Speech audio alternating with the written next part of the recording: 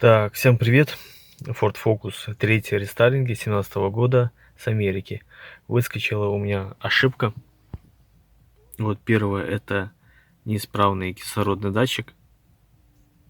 Плохо фокусируется. Потом 141 — это именно лямбдазонт, этот кислородный датчик. Второй. Ну и там уже 303 пропуск зажигания и что-то там с опуском. Короче, будем сегодня менять лямбдазонт. Второй.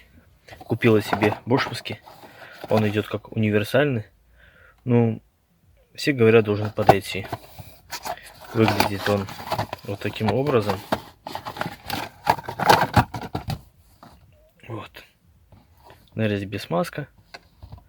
И вот такая фишка. Какой оригинал. Цена его $40. Даже чуть больше. Все, смотрим.